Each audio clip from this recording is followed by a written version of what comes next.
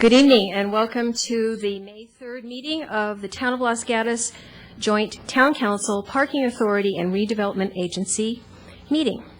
I would like to ask you at this time to turn off your cell phones or to put them on vibrate, and I'll ask for roll call.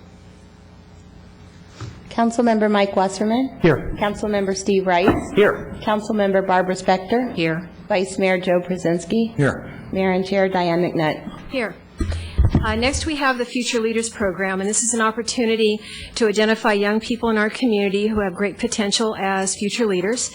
And we have a whole row of them here tonight, but I think we're going to have just two of them come up and help us with the Pledge of Allegiance, and that is Caitlin Cook, who's a 5th grader at Blossom Hill, and Kirsten Cook, a 6th grader at Fisher Middle School. So, ladies, if you'd like to come up here, I want to tell them a little bit about you.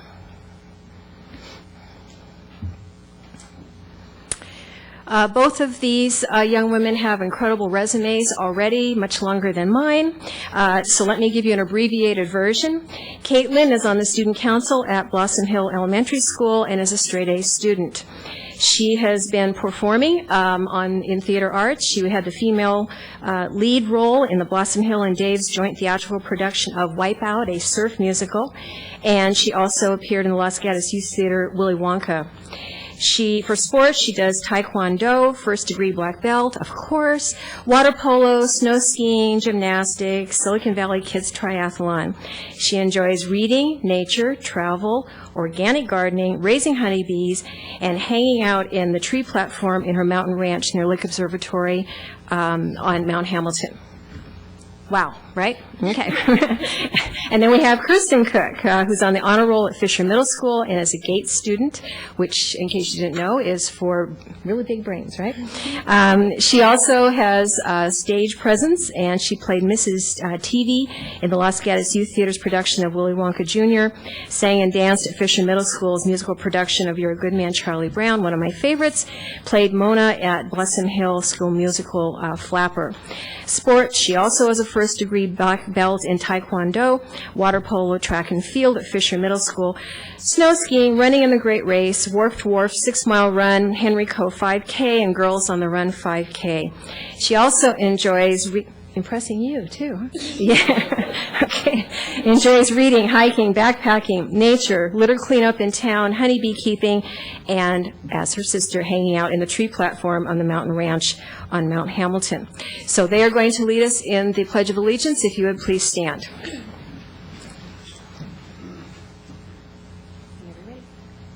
I pledge allegiance to the flag of the United States of America and to the republic for which it stands, one nation, under God, indivisible, with liberty and justice for all. Applause, please. And that's for tonight, for what they've accomplished so far and what they're going to do in the future and how they're going to contribute to the community, right? Okay. So we have a little gift for you, and then the council members that are standing would like to shake your hands. Thank you.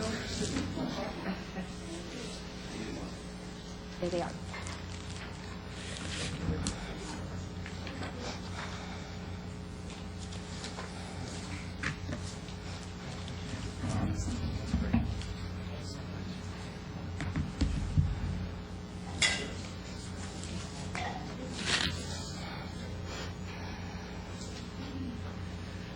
And I think you're going to hear more from them in a little bit.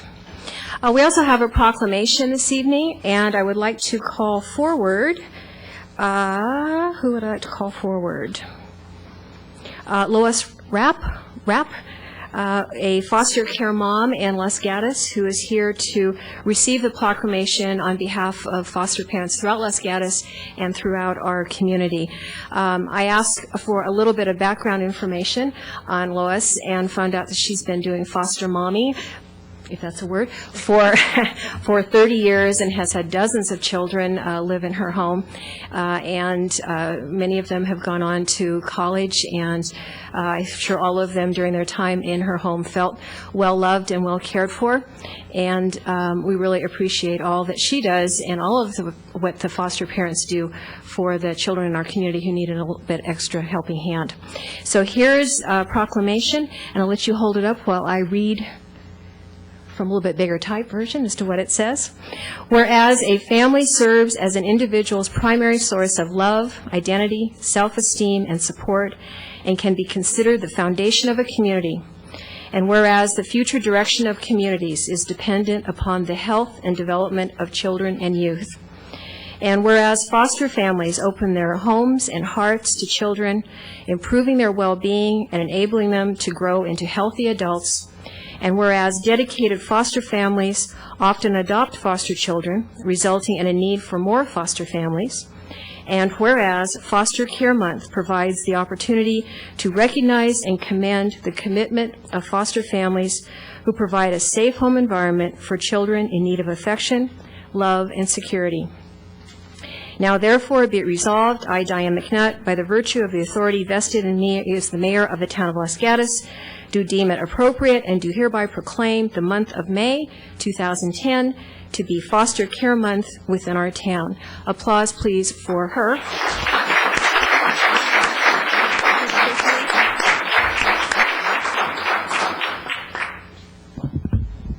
I just want to say, to let you all know that how much we appreciate the town and what they do for our children. I know that you have your own children and that you know what the town does for them.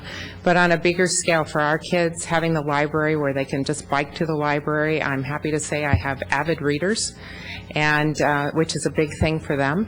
And also, you know, having police who understand what the kids are going through when they need to talk to them sometimes is a real important part.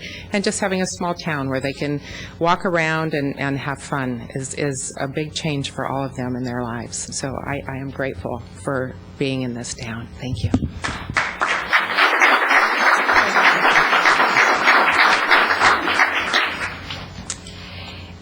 And that concludes the ceremonial portion, and I will ask the town attorney to very slowly give a closed session report. Thank you, Mayor. Fortunately, we have nothing to report from closed session because there wasn't a closed session. That concludes my closed session report.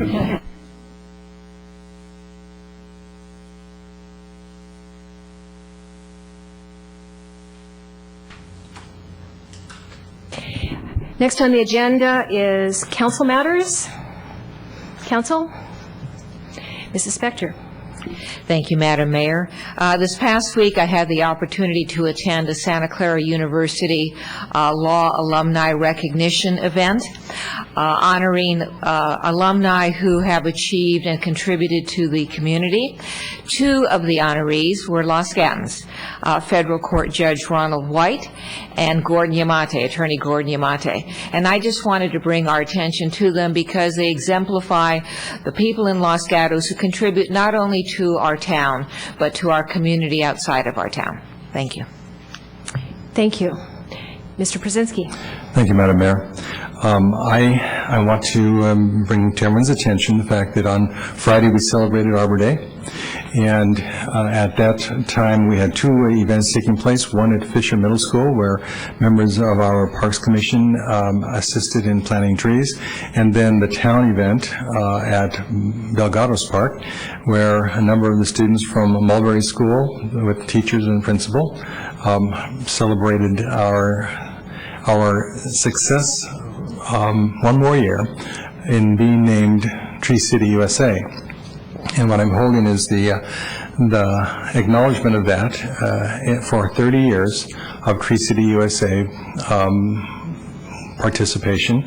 And we are only one of two cities, I think, in the state who, no, I'm incorrect on that. There was a number of other cities. It's 10. 10, well, 10, close enough.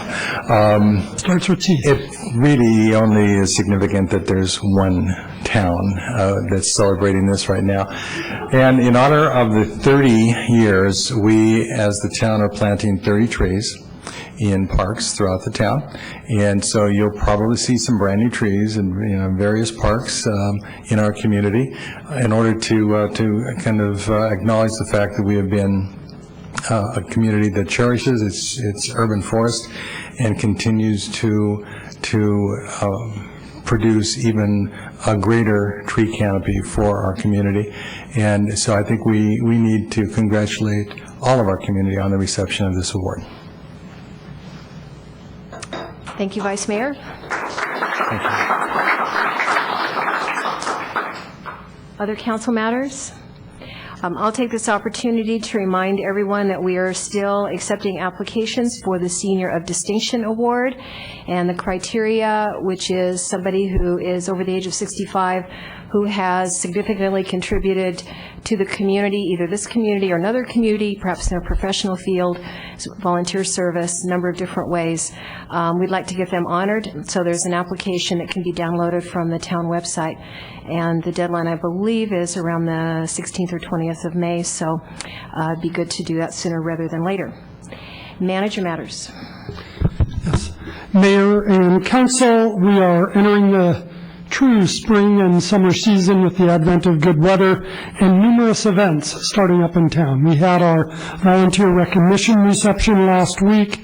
The Cities Association of the Peninsula held their annual bocce ball tournament in Los Gatos. Los Gatos once again won. Home court advantage. We kicked off a new program with the Chamber of Commerce on Saturday. Actually, it was all week long. It was a Fashion Week program culminating in a wine walk on the beautiful May Day that we were all blessed with. And that was a tremendous success by the town and the Chamber of Commerce. Also on that day, for the first time, the Los Gatos Parents Child Care Cooperative did their annual Fantasy Fest on the main lawn.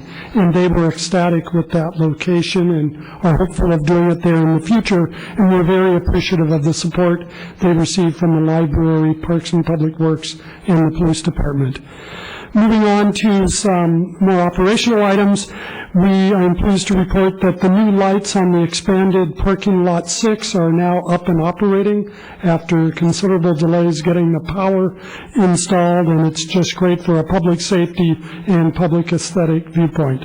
Last, we are also seeking applicants for town boards and commissions. In particular, we're seeking applicants for the Youth Commission, and that deadline comes May 14th. So any parents or others who have youth who would like to participate on the Youth Commission, we need those applications by the 14th. And we are also going to be opening other boards and commissions with the deadline of June 11th. and we'll be publicizing this on the town website and through the local media. That concludes staff report. Prior to moving to Did You Know?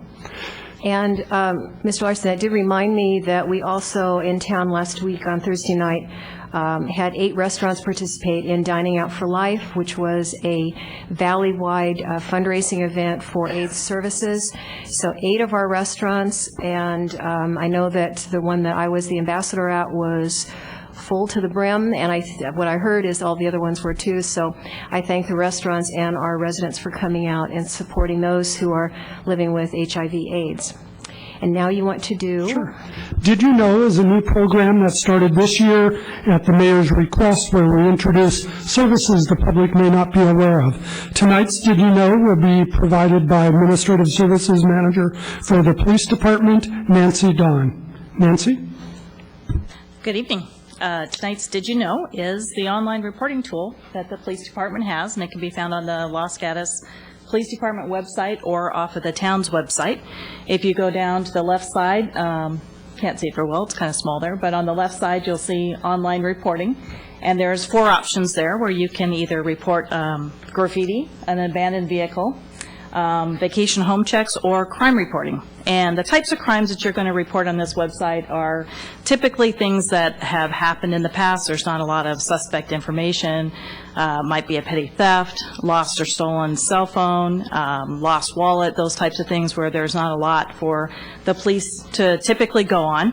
The instructions are pretty clear. You just go down, fill out the little tabs, and there's the fields that are mandatory are marked with an asterisk, so we just make sure that those are filled in.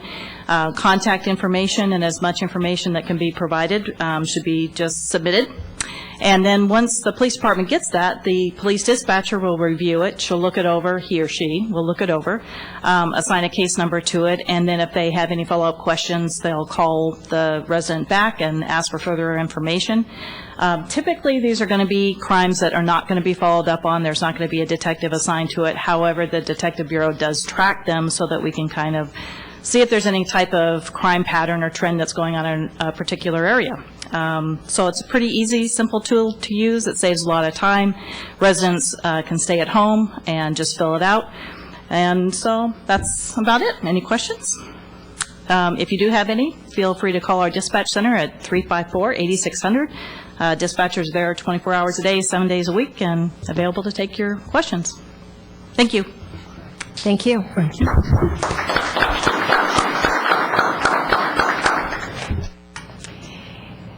And you're done, Mr. Larson?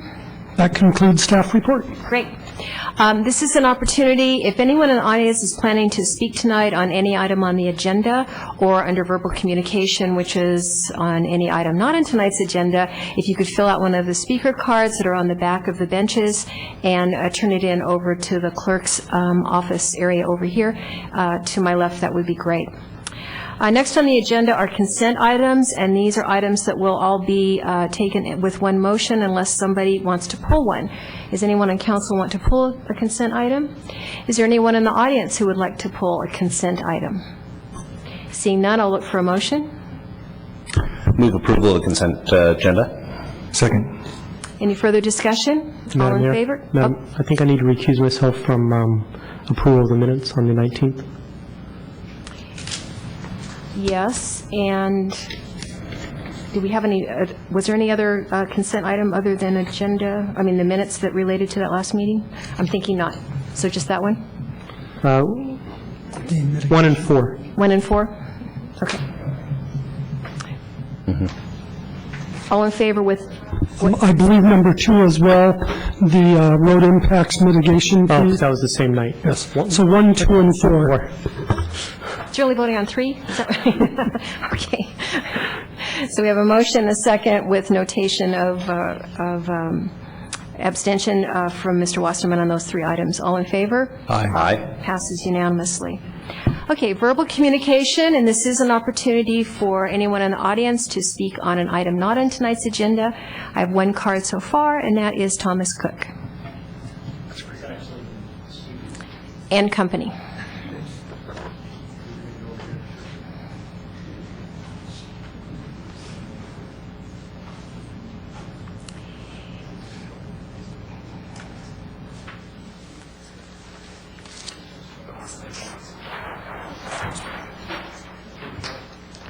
So just so you know, normally the time limit is 3 minutes on verbal communication. Since we have quite a group here, we've negotiated that instead of each one of them having 3 minutes, they'll have 10 minutes altogether for their presentation.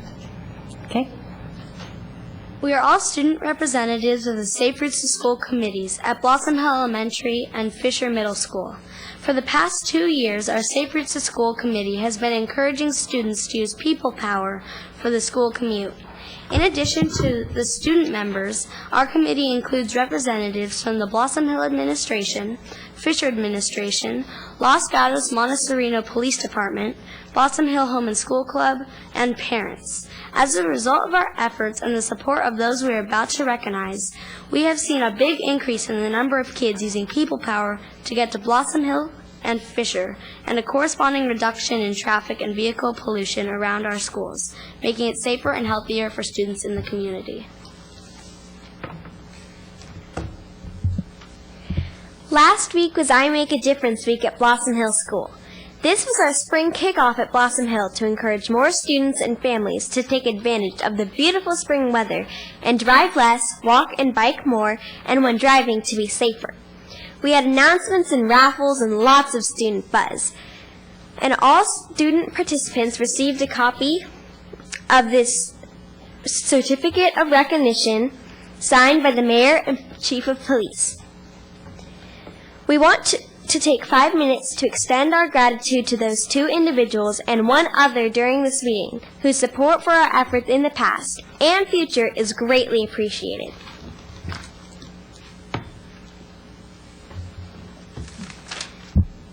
Hi, I'm Haley Doty, a 4th grader at Blossom Hill School.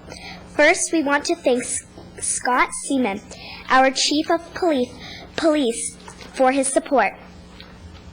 Chief Sermon and his team, especially Sergeant J.R.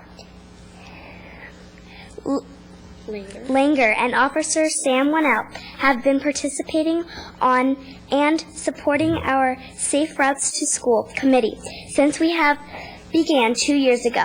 With the support of the police department, including their insights and recommendations, we would not have achieved so much in such a short time. The chief provided a police department tour as one of our raffle prizes. And an officer at one of our lunchtime People Power rallies last week, Chief Sermon, we wish to present you with this framed certificate signed by the students as a thank you from the students and staff at Blossom Hill for your help and support of our Safe Routes to School program in the past and in the future. Thank you.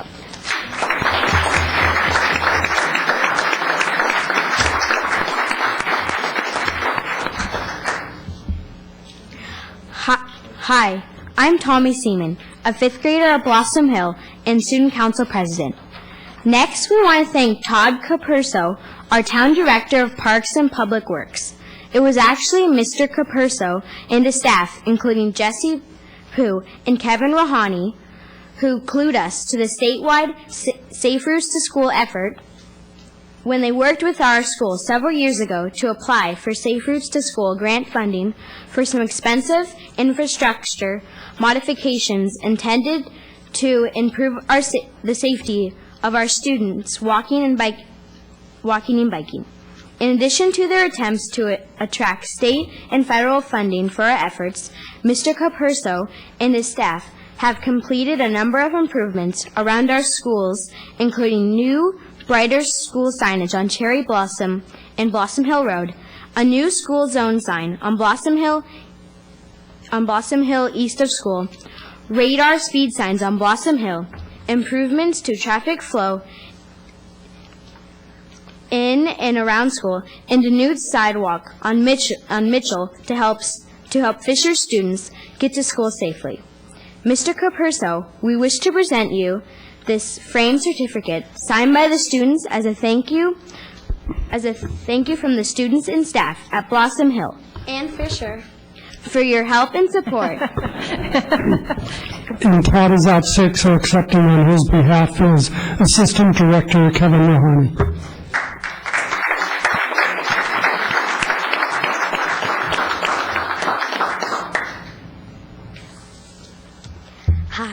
Hi, I'm Rebecca Briones, 5th grader at Blossom Hill School.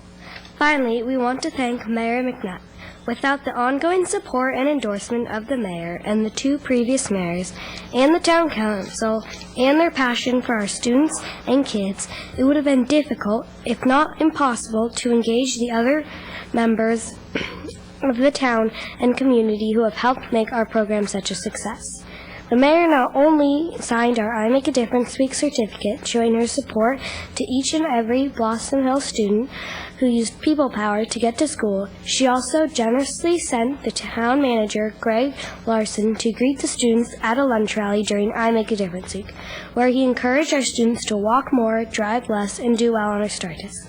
Madam Mayor, we wish to present to you this frame certificate signed by the students as a thank you from the students and staff at Blossom Hill and Fisher.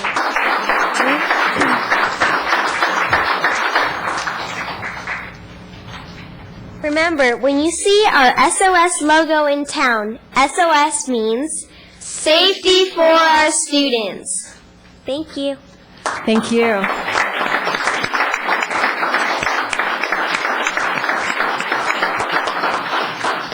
Parents, if you would like a photo op, we can, why don't you guys come here and stand with your, and then the kids come around in the front. Mm-hmm.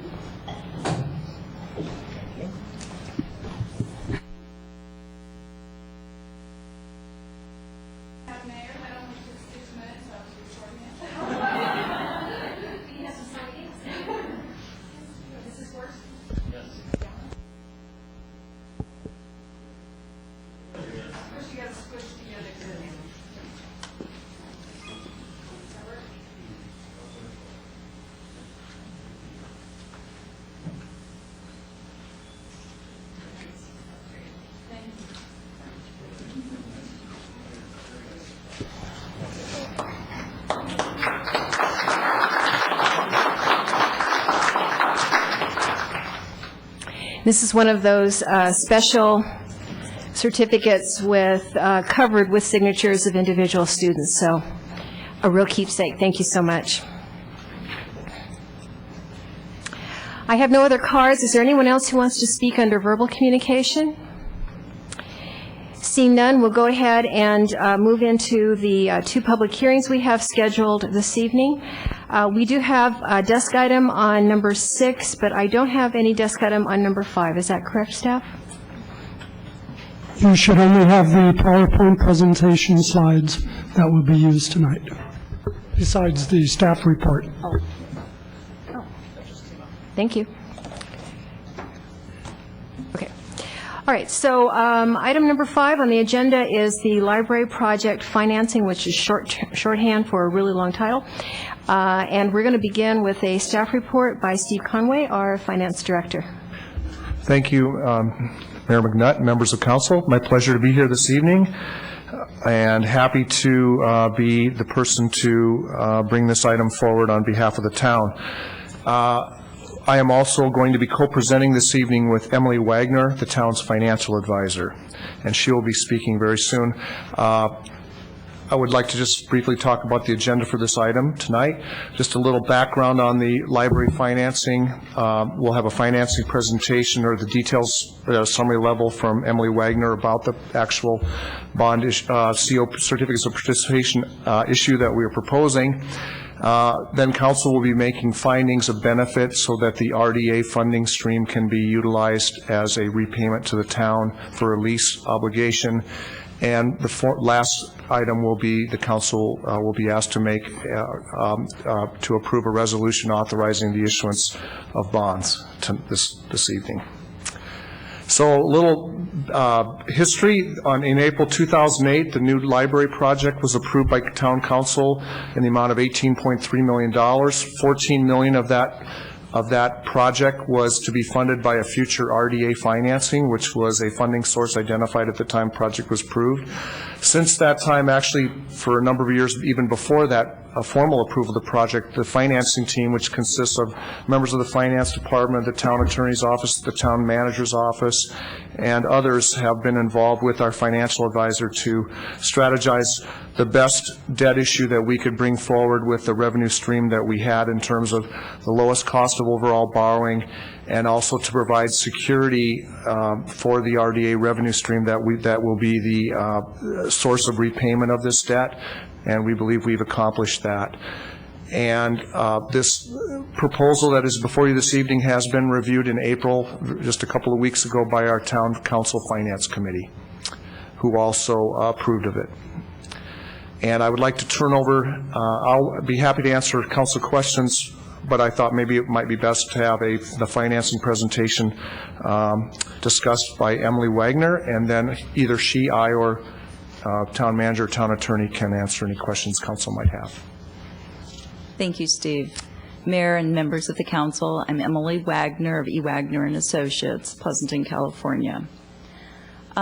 As Steve indicated, staff and the Finance Committee and the financing team have been working for a couple of years to develop a financing structure for financing the library. We chose certificates of participation, as you'll see tonight, is as the most cost-effective financing structure available to the town.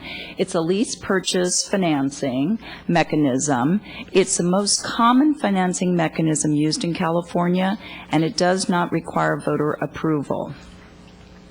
The lease premises in this case will be the police building, the existing library, and approximately 2.93 acres of land currently owned by the town. It'll be leased to the redevelopment agency and leased back by the town through the certificates of participation structure. The value of those assets based on comparables in the marketplace for land in the downtown area, and also based on the insurance records for those buildings, is not less than $19.3 million. So you could issue certificates of participation up to $19.3 million for these leased premises. As you'll see, we have, through the documents, limited the amount to $16.5 million, and our current estimates show that it will be approximately $15.7 million in certificates of participation will be issued to generate $14 million for the library project. At the end of the lease, ownership of those buildings reverts back to the town, and the tax-exempt interest rate on this transaction has been estimated to be no greater than 4.9%.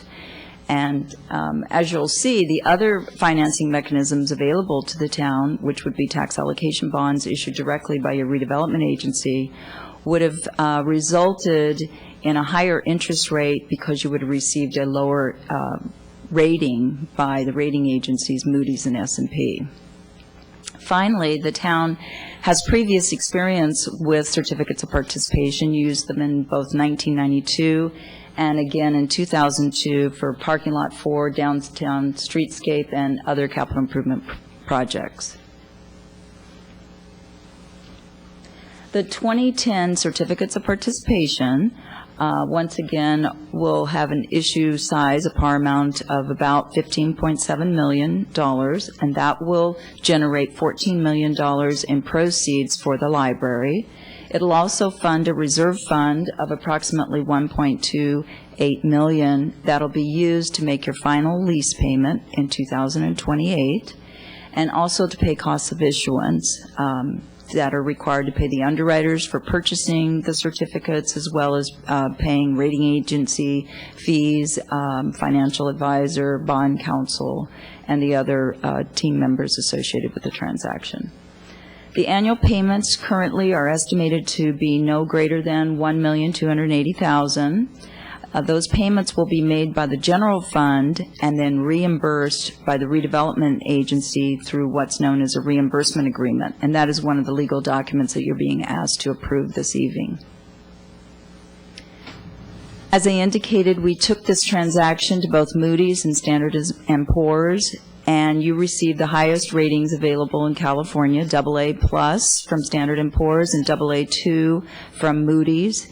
If we had done a redevelopment agency tax allocation bond, based on the size of your redevelopment agency project area, your rating would have been probably a BBB+, BAA, and the best we could have probably gotten was an A-, and as a result of that, the interest rates would be in excess of 6%.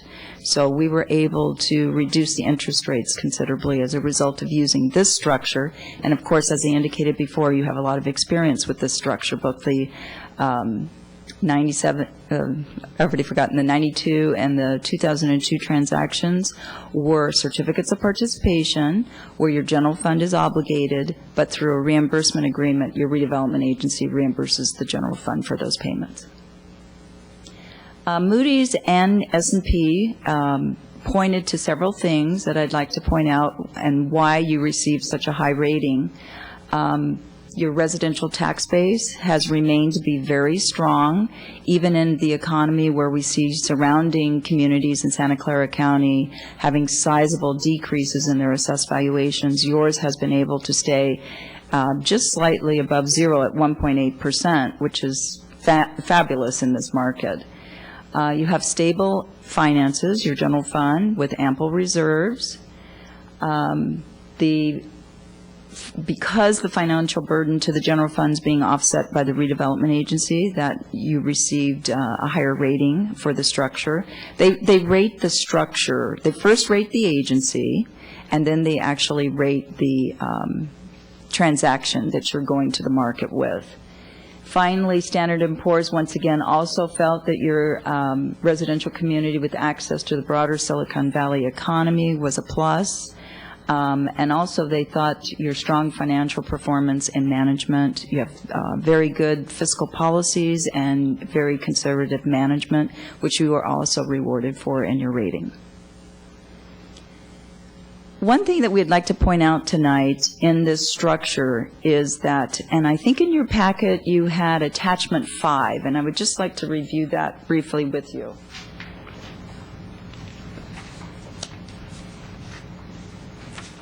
As you'll see in the last column, after this year's increment, you will have received approximately $68 million in your redevelopment agency towards a cap. Your redevelopment agency has been capped as far as the amount of tax increment that it can receive over the life of the redevelopment agency, and that's been capped at $250 million.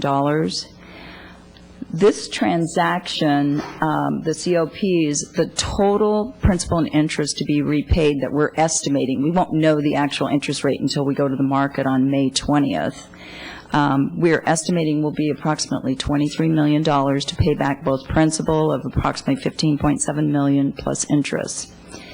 When you look through this spreadsheet, the one thing that you will see is that after paying all your pass-throughs and your existing obligations, because remember, you use the same structure for your 92 certificates as well as your 2002 certificates of participation. You also have a small town loan that you're repaying, and you have administrative costs. After all of these outstanding obligations, we're estimating that you'll have approximately $23.5 million to make these payments over the next 18, 19 years. We're estimating based on a 2% growth, and that's what the rating agencies require us to use when we're projecting your tax increment. We can't use more than 2%. And the 2% comes from Proposition 13, which is the maximum amount that your assessed valuation will grow without new development or a resale of the property. So based on that, you have enough money to make these payments. And you will be receiving your increment out to 2028, which is the last year to make a payment on the COPs. The prior two issues were insured, and what the insurance agencies required because their fear is that you'll hit the cap. Your growth rate in your increment will be actually higher than the 2%. So you will hit the $250 million in 2020, not 2028. So, for example, if you just look at the 2002 transaction, its last payment is in 2031-32.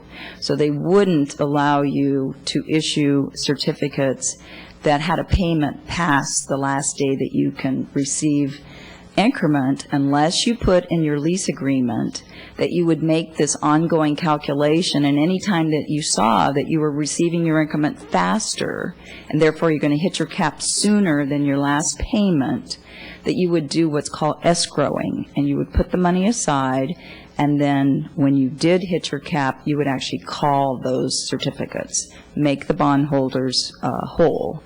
So there would be no risk associated with your transaction. The 2010 transaction that we're doing does not have insurance. The insurance providers have left the market, and your rating is so high that it wouldn't be cost effective to buy insurance. So that's good news, bad news. The good news is you don't have these covenants in your lease agreement. The bad news is we need to protect you. We need to protect your general fund just as we would protect the bondholders, so that you don't find yourself making those payments and not having the increment to reimburse you. So what we've done is we've put it in the reimbursement agreement that you will start to escrow when and if your increment comes in faster than we're projecting here. And so we just wanted to bring that to your attention, that it is in the documents. You could elect to make it stronger and put it in the lease agreement, which is where it is for the other transactions. But the lease agreement cannot be modified in any fashion without certificate holders' approval. The reimbursement agreement can only be modified by council and redevelopment agency board members' approval. So that's an additional covenant. We currently have it in the reimbursement agreement, but if you elected, you could also put it into the lease agreement. And the Finance Committee talked extensively about this. Finally, I'd like to discuss the actions that we're asking you to take tonight. Do you want me to do that, Steve, now? Okay. The redevelopment agency and the town council are being asked to adopt a resolution whereby you make certain findings that are required under the California Health and Safety Code Section 33445 that allows you to use the redevelopment funds to fund the new library. And all of those documents were included in your package. We're also asking you to authorize the issuance of certificates of participation for the library project not to exceed $16.5 million, and authorizing staff to sign the necessary documents. After tonight, the steps that are left is the May 3rd council meeting, your approval of all the documents that I just went over with you. May 7th, we would mail the official statement and advertise the sale of the certificates of participation. On May 12th, staff will actually be receiving the library construction bids. We want to make sure that this is complete, that your bids come in such a fashion that we're able to issue the certificates of participation plus funds on hand, fund that project. Also, if the project comes in lower than we're expecting, we would actually reduce the amount of certificates that would be issued. On May 20th, based on those findings on May 12th, we would accept bids on behalf of the town, and we would select the lowest bidder for the certificates. June 3rd, we would close the certificates and deliver the funds to the town. And then finally, on June 7th, based on the fact that you now have all the money in hand, you would award the construction contract on the library project. I'm happy to answer any questions that you may have, and Steve may want to add some comments. Thank you. Thank you. Is staff concluded, or do you have? Staff is concluded, Mayor, and if there's any questions, please direct them to whoever you deem most appropriate, and I'll take a stab at them if I can. Thank you. Let me ask the Finance Committee, which would be, if I remember right, Mr. Rice and Mr. Wasserman, if they have any questions or comments. Mr. Wasserman? Thank you, Madam Mayor. It's from Mr. Conway. I remember the conversation, but I don't remember the conclusion. as far as the escrowing of future tax increments, the choices were in the reimbursement agreement or in the lease agreement? Yes, and we have it in the reimbursement agreement. It's where it is now, and I believe after discussion, that's what we decided, our recommendation was to leave it in the reimbursement agreement. That's correct. Thank you. I have no other comments on it. I think it was covered well. Okay. Other questions of staff by council? Vice Mayor Brzezinski. Well, this is follow-on to Councilmember Mosiman's question.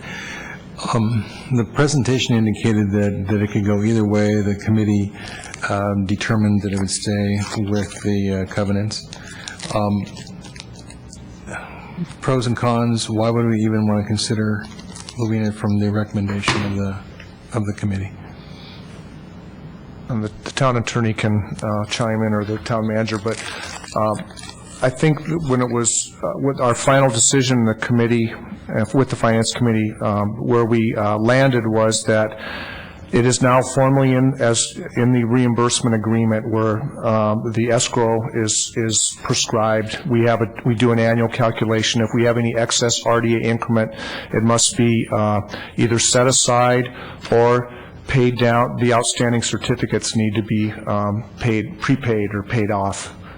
And that has provided then that security so that if there is in the future some excess redevelopment funding that is accumulating, it would take a public meeting, an act of council to amend the agreement.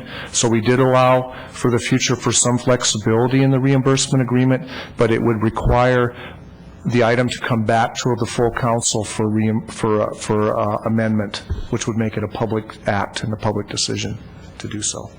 To be even more explicit, the Finance Committee discussion was that there shouldn't be a determination simply in a budget adoption to spend early received tax increment for a new project rather than save it for the lease repayment.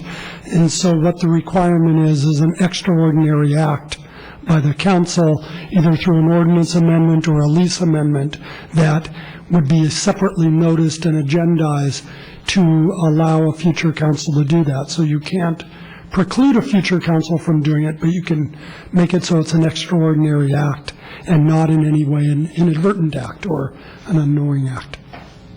And then if I might, and this was in the context of risk, and are we assured that the risk is no greater in this methodology than in the alternative?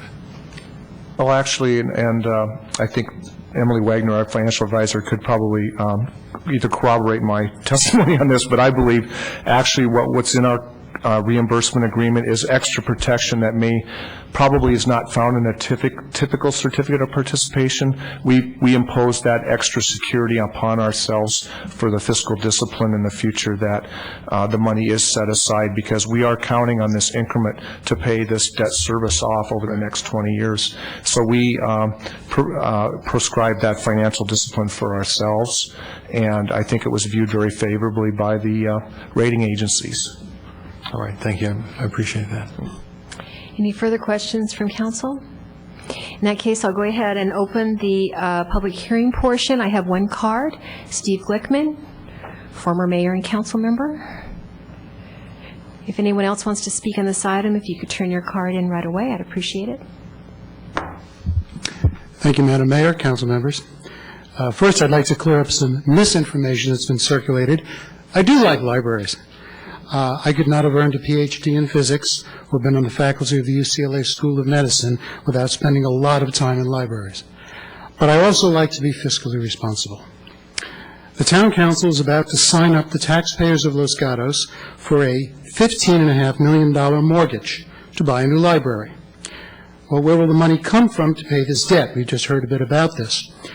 We're told that because we have a redevelopment agency, the town will pay the debt by keeping any increase in property tax revenue in the redevelopment area, money that would otherwise go to the state.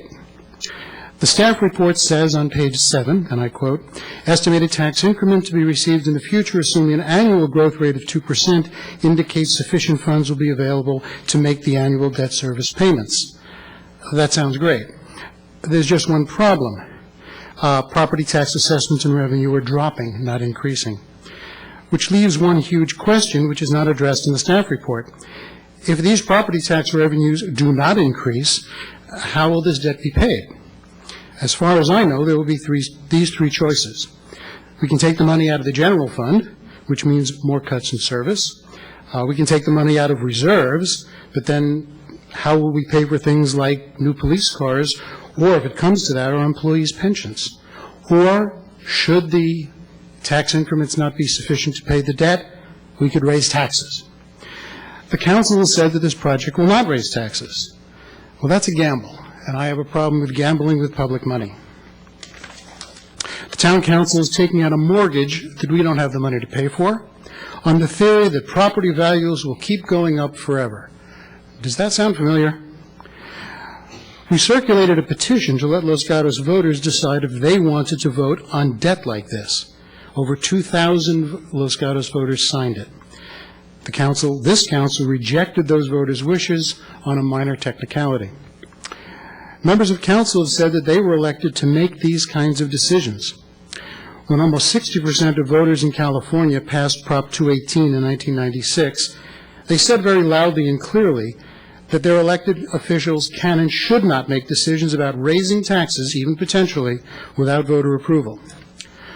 When I was a member of the council and the Civic Center Master Plan was first proposed, we were going to raise the money the same way our local school districts did, by asking the voters to approve bonds. Then we surveyed the voters. That survey made it clear that the voters would not approve those bonds. That should have been the end of it. But the town council found a way, using the RDA, to issue bonds without voter approval. We'd all like a new library. This council, if I may finish, should act honorably and ask the voters and taxpayers to approve the risk that they may have to pay $15.5 million for the new library. Thank you. Thank you. Wait and see if there's any questions. There are not. Thank you, Mr. Glickman. Is there anyone else who would like to speak on this item? Seeing none, we will go ahead and close the public portion. Staff, I have one question prompted by the testimony. I think the answer is no, but I'm not sure. Does council have the ability to raise any taxes without public approval under any circumstance in the future? The town attorney could correct me, but I would believe that the town council does not have that discretion to raise taxes. So even if we were to get in some unforeseen pickle that, which is not likely to happen given the financial background that we have and the fact that property tax revenues have actually gone up, if I remember right from the mid-year financial report, we would have to get public approval before doing any kind of tax or new tax or tax increase. Any new tax or tax increase requires a vote of the public. No action tonight authorizes any future tax increase. Okay, just wanted to clarify that. Second, the financing mechanism you're using is no different than the financing mechanism the council used in 1992 and 2002. So this is not a new loophole. It's, as our financial advisor stated, it is the most commonly used financing mechanism by municipalities across the state, and it's the same one this council has used twice before. Well, only some of the members of this council and then previous members of council. Mrs. Spector. Thank you, Madam Mayor.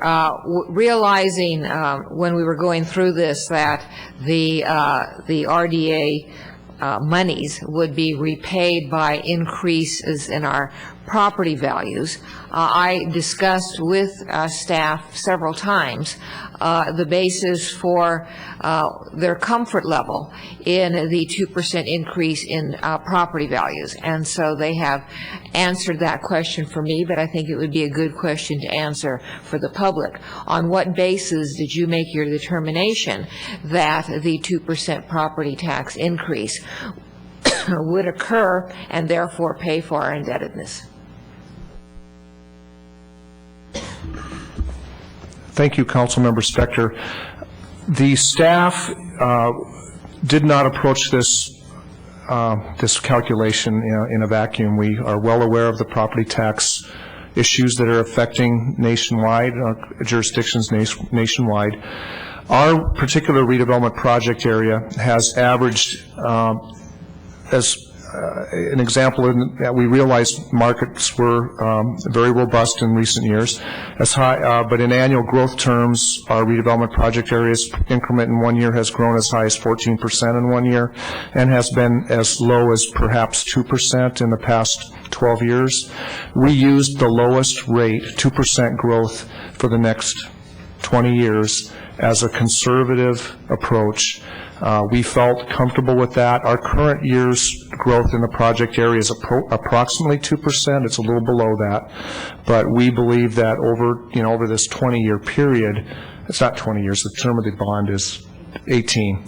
But over this 18-year period, we feel, based on our history and based on the strength of our downtown, that we will average the 2% needed to sustain the revenue that we need to make this debt service payment. And if I might add, the whole discussion on the extraordinary covenant is because we anticipate exceeding the 2% growth rate, and we're putting in some restrictions on future staff and even future councils to spend that higher than 2% return earlier than it should be spent. So our whole analysis has been protecting that because we think we've used the most conservative approach. The additional reality we have is we have a $250 million cap, of which we're allocating all of that basically to pay off the bonds for the library. So whether it's achieved 2% on a straight line, or 1%, 1%, 1%, then 4, 4, 4 on up to 14 as a max, it will still be the same $250 million that reimburses the town for the lease payments we're making for the library. Thank you. Are there any other questions or comments by council, or if anyone is inspired to do a motion? If I can refer you to page 2, we have a series of motions that need to be made wearing our different hats here. So, Mayor, just one comment from, in making the second motion, item B, as this matter moves forward, I'd recommend the council, it's basically making the findings for the redevelopment agency in terms of that it benefits the project and no other means are available. So the maker of the motion could incorporate the staff report, which goes into a lot more extensively than the resolution. So I ask the council to consider that. And staff, I'm looking on page 2 of the staff report, which shows 3 actions, which is, I see only 2 up there on the... Actually, the 3 actions are on the cover page of the staff report. And detail, yeah. Detailed on page 2 and even further summarized on the slide. So just taking these actions one at a time, Madam Mayor. First would be a joint action of both the council and the redevelopment agency, making the necessary findings and determinations, including the staff report as referenced by the town attorney. Correct.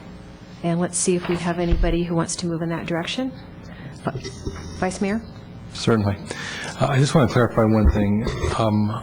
Actions 2 and 3, 2 is the town council, 3 is the RDA. Amazingly, they look just like the same people, but they would have to be taken separately because, in effect, it's the same motion. Is that correct? Okay. A recommendation on this particular item, separate from a later item, is that each action be done separately. Okay. The first is a joint action of both the council and the agency board, summarized on page 2, referencing attachment 1, and if the maker of the motion could include reference to the full staff report for the additional documentation referenced by the town attorney. All right, Madam Mayor, I'll make a motion. Move that the council and the redevelopment agency board jointly resolve to make the necessary findings and determinations in accordance with Health and Safety Code, Section 33445, for the financing of the new library, partially funded by the Los Gatos Redevelopment Agency, and findings are so noted in the staff report. Okay, we have a motion and a second. Any discussion? Seeing none, all in favor? Aye. Passes unanimously.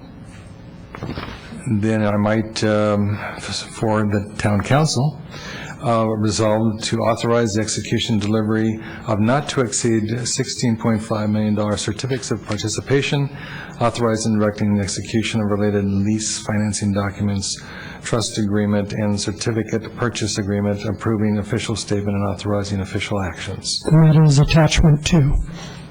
Thank you. Is there a second? We have a motion and a second. Any questions? All in favor? Aye. Passes unanimously.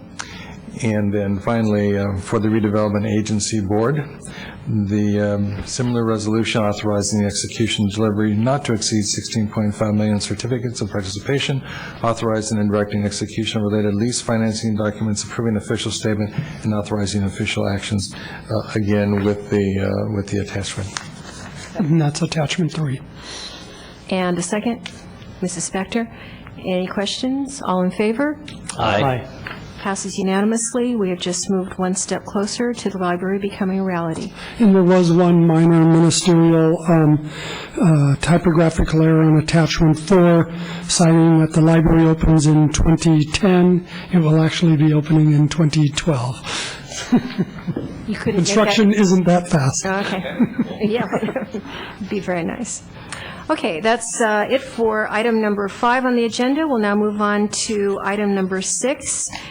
This is a development project on Placer Oaks Road that involves rescission of previous plan development ordinances, a general plan amendment, and consideration of a new planned development. And that's a very much abbreviated version of what we're going to talk about this evening. We do have a desk item on this, and we will begin with a staff report by Sandy Bailey, Acting Assistant Community Development Director. Thank you, Mayor McNutt and members of council. Before I discuss the proposal before you tonight, I'd like to give you a brief background of the history of the site. In 2001, Town Council approved a general plan amendment for 3 vacant Placer Oak properties from low-density residential to medium-density residential, and those properties are shown in black on the slide. Council also adopted a plan development ordinance for the 3 Placer Oaks parcels and the properties at 517 and 615 Blossom Hill Road to construct up to 49 apartment units and a recreation building, and those properties are outlined in red on the screen. Access for this proposal is from Blossom Hill Road. 3 of the 5 parcels are owned by different property owners. In 2003, Council approved another PD ordinance to amend the original ordinance. Both PD ordinances are valid, and they have not been vested yet. In 2003, the Planning Commission approved an architecture and site application to construct the units and the recreation building. But due to the soft market for apartment units, the applicant did not vest this approval and requested and received approval for 2 time extensions. The last time extension expired in 2008. It is staff's understanding that the 3 property owners have decided not to pursue the project due to the changing interest among the past and current property owners. The applicant is now requesting approval to rescind the PD ordinances and to do a general plan amendment from medium-density residential to low-density residential for the 3 vacant Placer Oaks parcels. And again, those are the parcels in black that we're talking about tonight. The applicant is also proposing a zone change for the 3 Placer Oaks properties to R18 PD to allow a 10-lot subdivision, which will include 1 BMP unit. The applicant has also offered the use of the BMP site to relocate the historic Fiesta Way house if the council decides that's a prime location.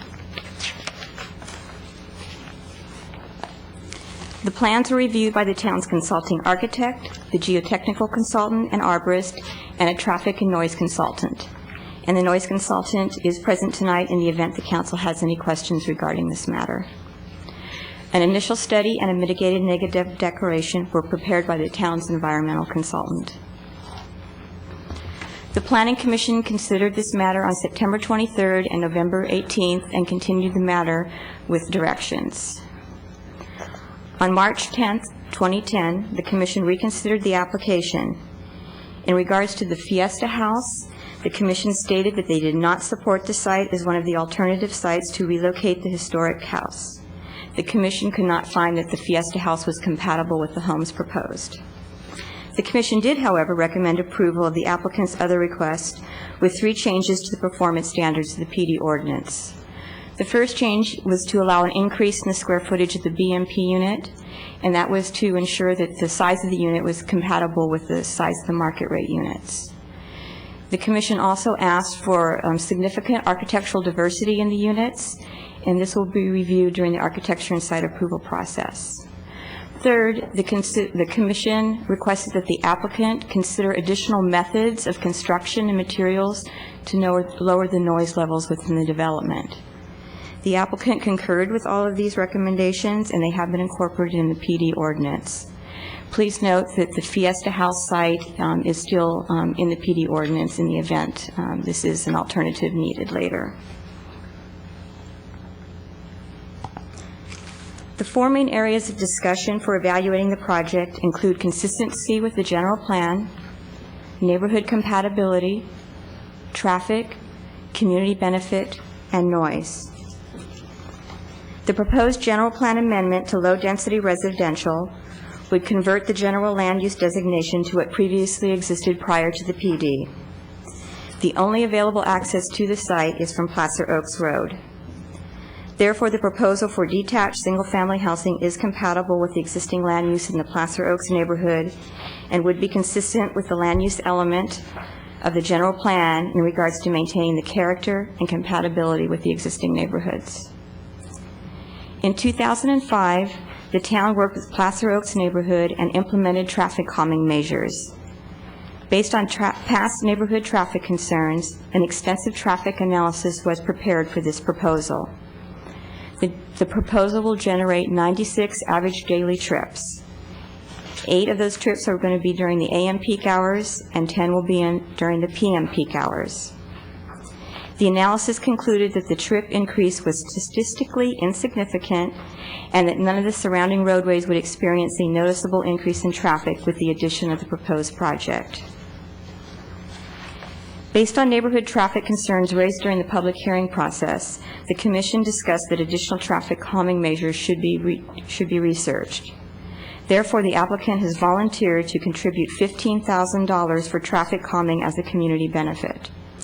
The performance standards include the applicant's contribution. The subject site is located next to Highway 17, which is a high noise generator. Although the town's noise level goal will not be met with additional construction methods and materials to reduce noise impacts, the project is consistent with state guidelines and the town's general plan. A noise element policy of the general plan states that the noise limits represent the long-range community aspirations and acknowledges that such goals may not be attainable at this time. Furthermore, there's an implementation strategy of the noise element which recognizes that these goals may not be met in certain areas and states that all developments adjacent to or within an area where noise level exceed community aspirations shall include a noise study and recommendations for reducing noise impacts to acceptable levels, which has been done. In areas where the town's noise goal cannot be met, the town has approved project using the state's land use compatibility and noise guidelines as criterion for defining significance for a noise impact under CEQA. If council finds merit with the applicant's request, council should take the following actions.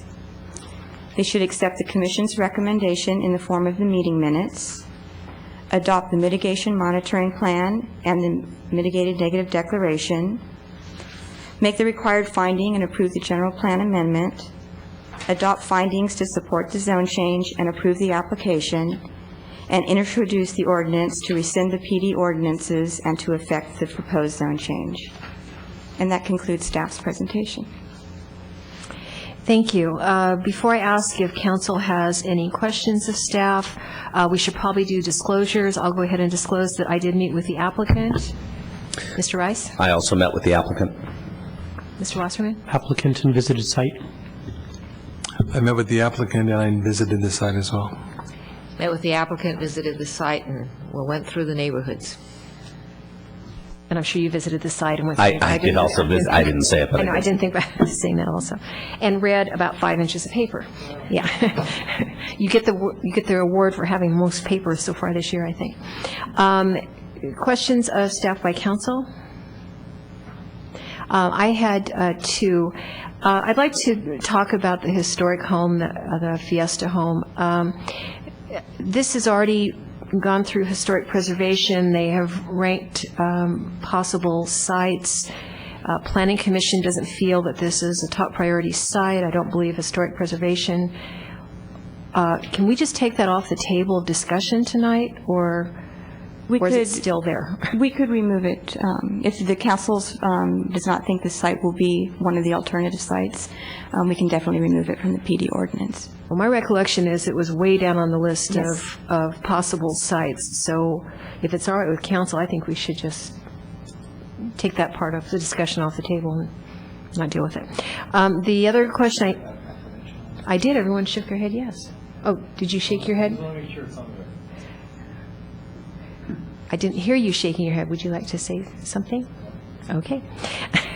Also on the BMP, I have some questions of the applicant of that, but I noticed that in the conditions, it talks about it is a unit for purchase, and I just wanted to clarify that that is a unit for purchase and not for rent, since a question just came up recently in another project, another part of town, about rental versus ownership. Yes, these are owner-occupied units. Only. Okay. All right. We'll go ahead and open the public hearing. We will begin with the applicant, who will have up to 10 minutes. Mr. Griffin, I assume you're going to represent the applicant? Okay. And then I have other cards from other people who want to speak. You each have up to 3 minutes, and then the applicant will have up to 5 minutes to answer any additional questions or summarize towards the end.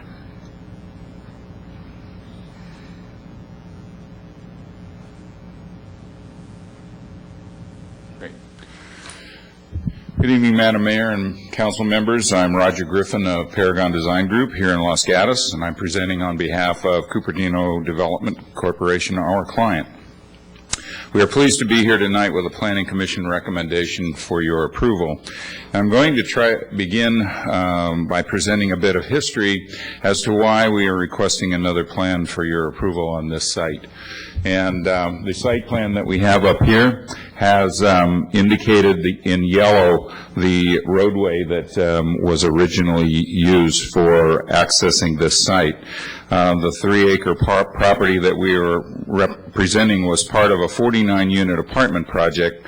This apartment project had its access to Blossom Hill via an existing apartment site near the Blossom Hill overpass. And as I said, that's shown in yellow up to Blossom Hill. With the loss of this, and in the ensuing time between the PD approval and now, the owner of the existing apartments sold the site, and the new owners are not interested in granting access via their access road up the hill. With the loss of the access route, we were left with only one primary access onto Placer Oaks, and that is shown with the black arrows, and our property that we are discussing tonight is outlined in black. Accessing 39 apartments from Placer Oaks would be contrary to the goals of your general plan, and so we reevaluated what might be appropriate for the site. 15 units is a minimum number of units that will comply with the existing general plan zoning designation. We are proposing only 9 market rate homes and 1 BMP home, which is why we are requesting a lower density general plan change along with the revised PD zoning. The sound wall along Highway 17, I'm going to change drawings at this time here.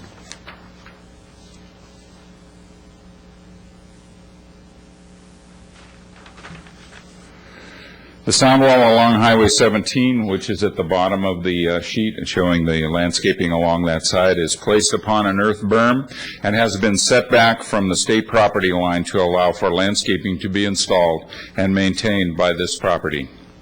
The berm and sound wall will be constructed early on in the construction to allow the planting to have a head start on the actual home construction. We have heard the request of the Planning Commission to provide a greater variety of architectural style and materials. And in response, we have indicated to them that we will bring the ANS documentation directly to them for their review and approval. During the Planning Commission review process, we reduced the size of these homes from 3,200 to 2,600 to 2,700 square feet. The BMP home is integrated into this community on lot number 3, and this is a for sale home. It's not intended to be a rental. The site does remain if there's, as a last resort for Fiesta, but we understand clearly your choice is not preferred at that location. As a part of this application, we are providing $15,000 to a traffic calming project of the town's choice. This amount was not arrived at arbitrarily. It was provided to us by your traffic engineer as a first item on a list of upcoming and undone traffic calming projects. The budgeted amount was $15,000. We believe that this project, as proposed, is of proper scale, complies with the general plan, and is compatible with the existing neighborhood of single-family homes. We respectfully request your approval of this project tonight, and I thank you for your time and attention.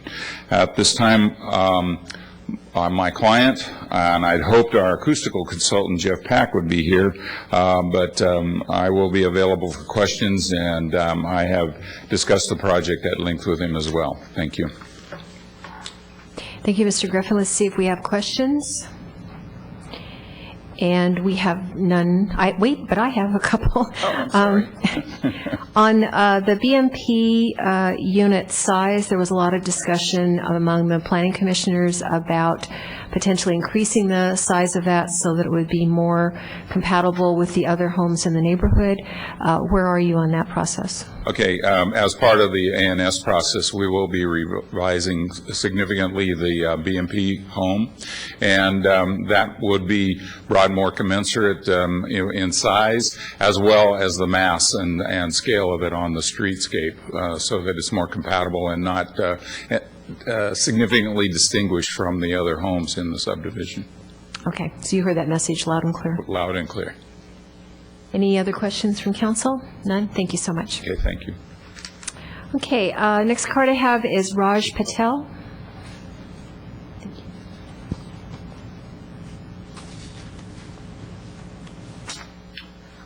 Hello, good evening, Madam Mayor, council members. I live on the property adjacent, if I can use the map, right here. My two concerns were essentially noise issues and deflection of noise from the wall. I don't know what kind of studies have been done to address that issue. And secondly, the stability of soil and the retaining wall they're going to build in order to construct a road down to the parcel.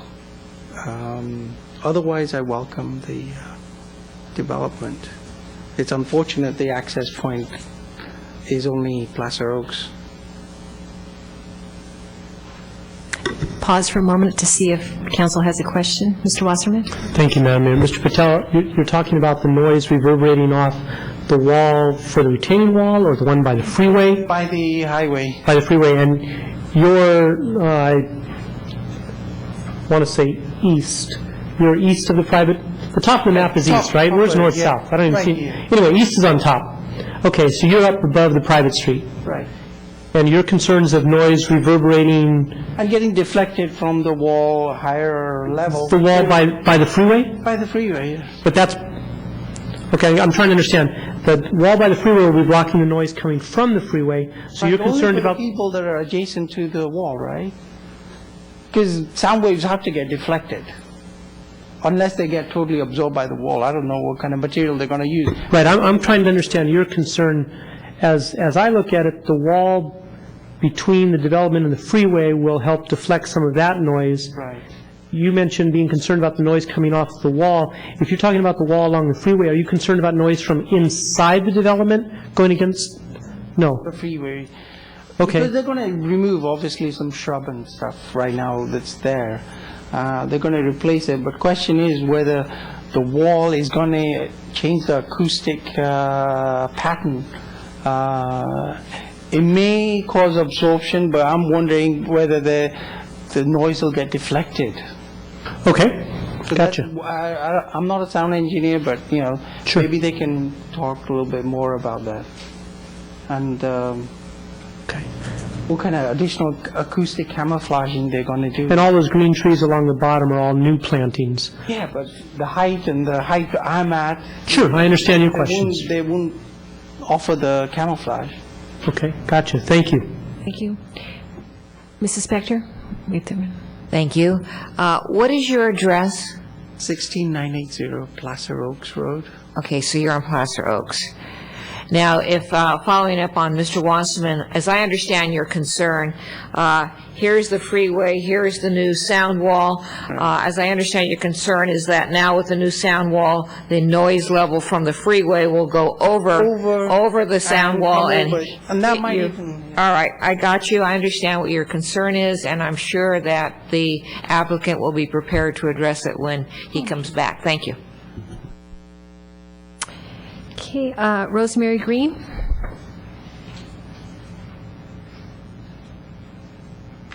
Can I have this back on again? Great. Okay. Good evening, Madam Mayor, Council, fellow community members. My name is Rosemary Green, and I live at 16990 Frank Avenue, and I'm next to the house that's on the corner immediately across from this development. And I'm here to express my strong concerns about the lack of complete geophysical studies on the potential impact of seismic ground shaking and liquefaction, particularly on the properties that are adjacent to this site. This is an important issue to our nearby homes because we're very likely to be affected by the changes to the hillside that this project is going to make. For example, the deep cuts that Raj just talked about to the hillside to create this access road, and the removal of almost 24 trees that currently help to keep the soil actually attached and not falling off. Now, you have a picture in your packet, and I'll put this down here for the community members to see. This picture shows Frank Avenue where it makes a 90-degree turn to become Placer Oaks. And you can see the cracks. And in this first picture, if I can get over here and reach, okay, in this first picture there are cracks coming across. This is the point where it actually is about 10 to 12 feet away from the edge of the hillside. This crack is actually following the curve of the hillside. And this crack goes right straight up the middle of Frank Avenue from where this road meets that 90-degree point.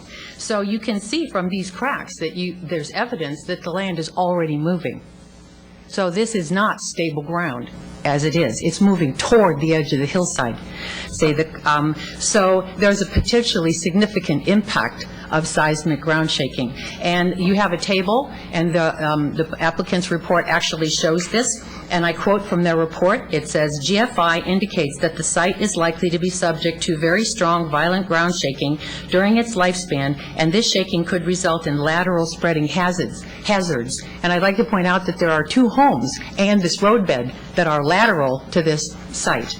Okay. And I'm going to quote here from the CEQA, and it says that CEQA contains procedural and substantive requirements that public agencies must follow before they can approve an action that may potentially adversely affect the environment. And they also go on to say they have guidelines that say what you're supposed to do when adequate evidence is shown that there are significant potential negative impacts from a project like this. These guidelines and court rulings, by the way, dictate that studies must be completed prior to granting approval for a project that includes negative declaration. And the goal of those studies is to find out if the issues actually can be mitigated. At this point, I've looked diligently in all the paperwork that was associated with this project, and I haven't seen any reports that say that. So, as a result of this, if I could finish, I would like to respectfully ask the council to withhold approval of this project until the applicant can complete those studies. Thank you. Thank you. Pause a moment to see if there's any questions. Mr. Rice. You've lived down Frank Avenue for quite a while, is that correct? Over 35 years. Just ballpark, do you know the last time that roadbed was paved? No, but I know that when they did the new development behind our house on Placer Oaks, those 2 new houses, they re-asphalted it, And so that was about, was that 3 years ago? And the crack goes right up to the edge of the asphalt and then stops there. So they've covered up the crack. But the new asphalt actually has cracks in it. So these cracks are not going away. As I said, this actually shows that there's still movement of the ground. And it's so close. If I can put this one back for a minute. But my question is if we don't know if those cracks have been there for 30 years or not. No, they have not been there for 30 years. That was my but question. I can find this out. This is the point of the pictures that you're looking at, and here's where the two new properties developed. They asphalted right up to here. The cracks follow the curve, radiate out from here, and go straight up the middle of Frank Avenue, and there are new cracks across from this house. So this land is already unstable. That's kind of the big point I'm making here. Mr. Wasserman? Thank you. I need to follow up with Mr. Rice's question. I've been involved with paving and slurry coating and all that for about 30 years. And in some shopping centers that are absolutely level, cracking occurs from earth movement. And ultimately, cracking occurs, you slurry coat, or water gets underneath and it fails, then you take it up and recompact. And it's an ongoing maintenance thing of streets and commercial properties all around. But I guess what I'm intrigued about, and I certainly understand earth moving and all the rest, but in a shopping center we run for 30 years that's dead flat, earth moves, flat roofs move. The earth moves. And obviously earth movement is taking place here already before this development. What, I'm trying to think, you're asking about for a study, for some further looking into. What would you hope, or what could be found? I mean, the earth is going to move. Well, they're talking about building retaining walls, for one. There already are two existing houses on either side, one here and one here. This is Raj's, and this is Randy's, who hasn't spoken yet. And his house is on pilings. Okay. So if this has already got, and their report has indicated that there are serious concerns about the seismic ground shaking and that they will radiate out laterally, well, this is lateral and that's lateral. And so what I'm asking is that studies be done about the potential impact of that before you approve this project, because those studies on the effects on the roadbed and the land moving and this home have not been done. As far as I can tell, they haven't been done. So what I'm asking is, don't approve this until they do those, until what may happen is known. And what they would do about what may happen would be part of your approval. Any other questions? Okay, Mr. Wasserman? Thank you. Okay. Vice Mayor Brzezinski? Thank you, Madam Mayor. Mrs. Green, you did read the geotechnical in the neg deck. That's where I got the table from. Okay, and you did notice that it was determined that there's potential, but it's seismically induced sliding at the site is moderate to low. And that in most of the geotech that I read in our town, given the fact that we are where we are, that is a fairly standard response because we are in earthquake territory.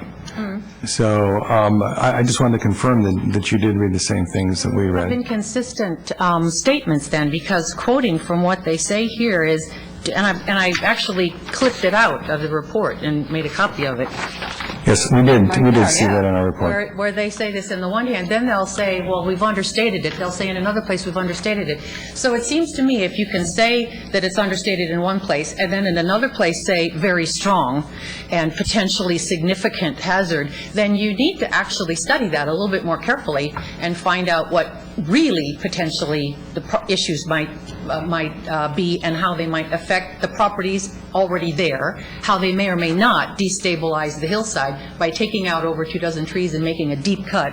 How does that actually affect the ground? And I don't see a really thorough report on the answers to those questions. All right, my comment only is that it's fairly standard language that in geotech you give the series of issues and then you draw a conclusion.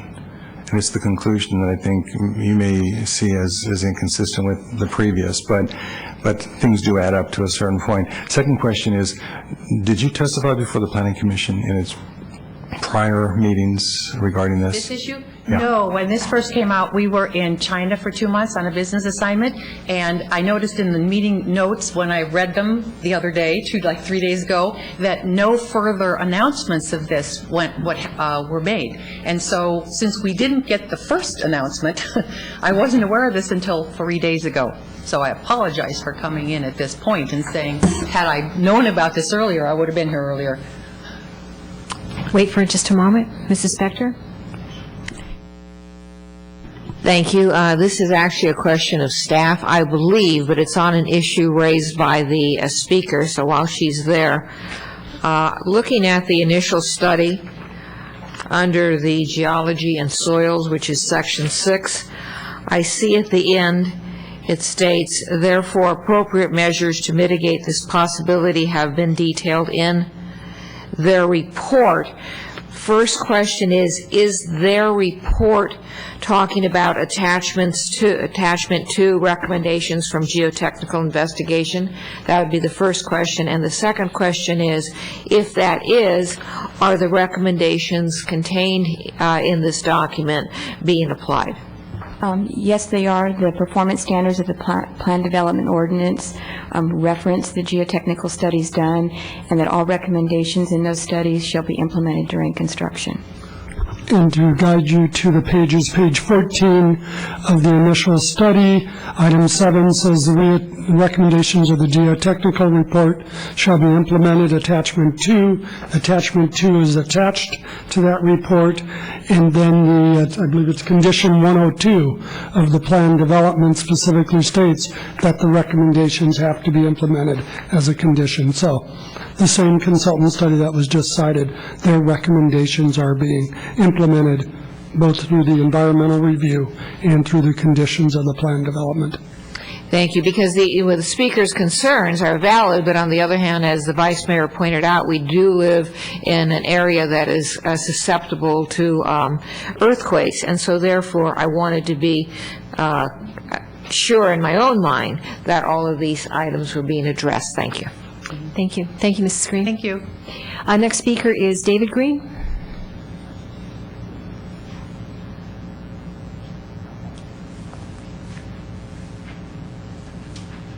I'm David Green. I live in the same house as Rosemary. Mr. Green, could you move the microphone a little bit closer to you? Thank you. My name is David Green. I live in the same house as Rosemary. To clarify one or two things, on the geophysical report, said they had not done any borings. The borings that have been done, which were on the opposite side of the road, showed that this whole area is sand and some gravel, and that goes down for at least 30 feet. So we're talking about something that's being built on sand. In terms of how long it's been since it was done, there has been progressively increases in the size and number of these cracks. It is not a static position, it's growing. Our drive was practically shattered into small pieces. And part of that was due to the building that went on behind, and part of it is due to the general movement that occurs. This is an unsafe area. And in fact, this is one of the things that I'm concerned about, because a lot of the things that are happening or have been described concern me, because it feels not quite safe. The first thing is that I'm not trying to say don't do this, but like Rosemary, I think we should have all the information before you make a decision, and we have a chance to look at this information so we can feed back our concerns or approval. The road is being built on ground that's unstable. There's no doubt about that. It's unstable. You can see the movements that's taking place. Secondly, I went and did a quick, I'm an acoustician amongst other things. I have represented the U.S. in many different places in acoustics. I did a quick survey. I have the equipment to do this. I did a quick survey, and a couple of things came up. The first is that it says that there's an average of 76 dB over a 24-hour period. I don't know how he got the average, because we're talking about exponential things, and you can't average exponential things easily, and you have to give no information on what that is. But when I went down there, what I found was that, and you've got some of the measurements I made, I found that according to ASHA, a professional organization, the levels will be devastating to health. That's not my word, it's their word. And this includes many different things that they have on their website, but it includes things like damage to children, hearing from an early age that can't be corrected. I'm sorry, Mr. Green, those 3 minutes go really fast. Mr. Wasserman? Thank you. It's Dr. Green, correct? No. No? Okay. I thought I remembered from years back that you had a PhD. I have a qualification that you only get if you've got the equivalent of 3 PhDs. I knew there was something in there. I remember meeting at your house a long time ago. You were, at the end of your presentation, sir, you mentioned something about being devastating to children. Was that in relation to noise? What was that in relation to? In relation to noise. It was in noise. Okay, yes. I didn't follow what it was. In fact, I have you were referring to. And things they suggest will happen if you have noises that are of the levels that we're talking about. Okay. Inside the houses also. Okay, and the noises that you're talking about are from your equipment and from what you've done within the proposed development, you're talking about based on the proposed wall and the proposed trees? The trees that are there now are very thick and very dense, and they provide very substantial blocking of noise. Okay. The wall will not necessarily do that. Walls are strange things. The sound moves in strange ways. You can't do this. The thing about trees is that they are also move in strange ways, and so they sort of do a lot more. But Okay, if I may, your conclusion comes, though, from the hypothesizing of what will be there as compared to what is there. Is that correct? Yeah. Okay, thank you. Thank you. Mrs. Spector? Thank you. I'm looking at a desk item we have that's called noise exposure limits. Is that the document that you submitted? Yes, it is. All right. And this document is based on measurements that you did on the site? Yes. Okay.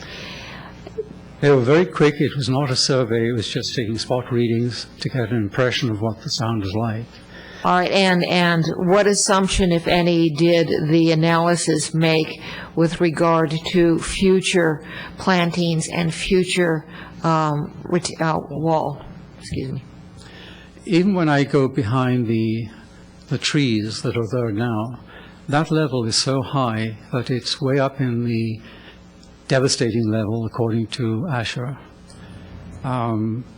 Also, the sort of exposures that you should get to the sort of levels should be in the terms of minutes and hours, not for 24/7/365. So sound is not something we turn around and say it's 13 inches. It's a very subjective thing, and different people react in different ways. Certainly children can be damaged for the rest of their lives at these high levels. For example, the levels that I've seen quoted for the inside of the house is the same magnitude as the levels on the outside of my home at the front, which is the noisiest part. So the noise levels are very high.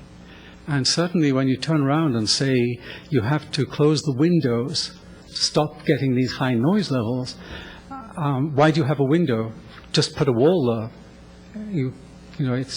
It's ridiculous that you've got that much noise inside.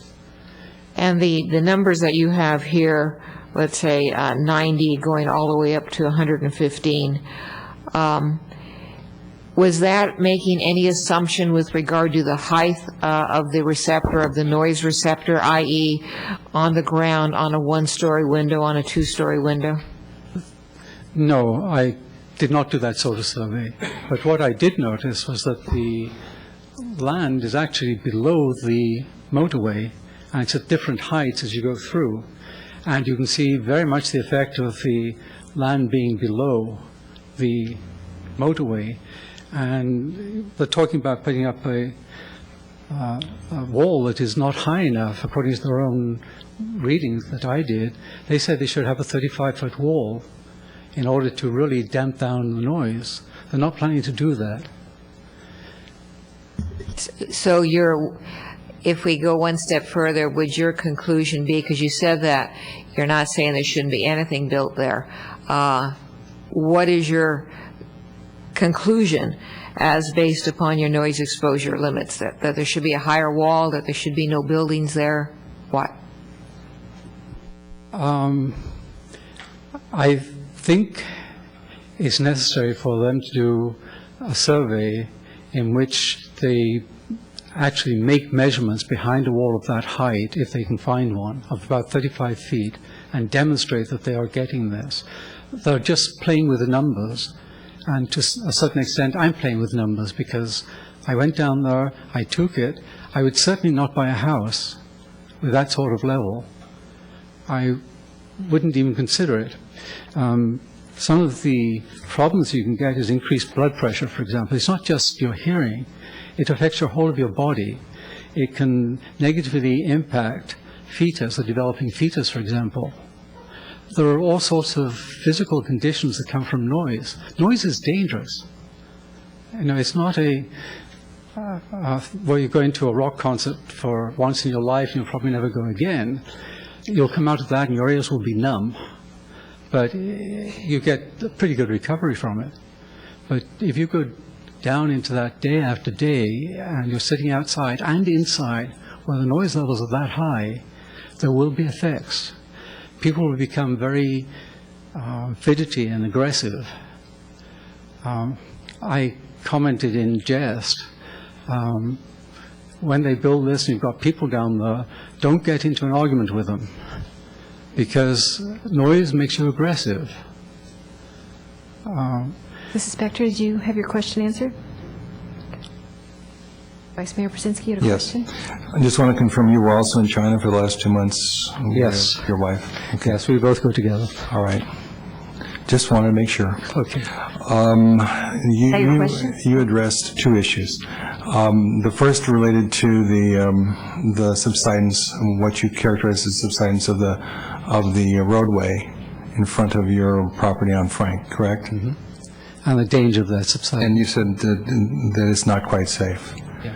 What do you envision as the worst case scenario? The worst case scenario has already been demonstrated. Randy's home in the last earthquake, massive earthquake that we had very substantial damage. And that's on that edge. And it moved a lot, things were broken, it had to be rebuilt to a large extent to different standards. And at the present time it's built to a very good standard, but it's still built on sand. Mm-hmm. Well, I think we experienced that all through town, and there were an awful lot of buildings. But that it's needed very to be different built. experience on sand when you're stretching in effectively an infinite distance. Here we're talking about stretching a few feet. This is a hillside we're talking about. Yes, I understand. Okay, the second question is related to noise. There is an apartment complex that is immediately south of this property, and I believe it's fully occupied. Yep. And these people apparently are able to live in that environment without what I assume is undue impacts from the noise. And I think the question needs to be asked, if you have noted what was in the recommendations of the Planning Commission that stated that the applicant is to build to the highest standards for noise abatement, including the materials to be used and so forth. So Ms. Bailey indicated what our town standards are, and the fact that the numbers generated by us, the numbers that we have to abide by, and that we look at the various sites in order to determine how we can accommodate those to the best of our ability. We certainly don't want to put anybody in danger, but at the same time, I think it's really important that we realize that this is a real-life situation where you already have residential units in that property immediately south, and it has not proven itself to be, as far as I can tell, of significant issue. Now, I don't want to prolong this. I You just went want down to make onto a the comment, floor. okay? You went down onto the field and you looked up. You'll see that the apartments are, you can hardly see them. They're quite well shielded and quite high. And so the sound there would probably be closer to 55, 60 dB on the outside, rather than this 75 to 90 dB that you get if you stand down there with a meter. And I went in mid-morning. The traffic was very light, and I was still measuring very high levels. Vice Mayor, is your question That's it. answered? That's it, Mr. Green. Thank you. Thank you. Next, we have Yin Rong.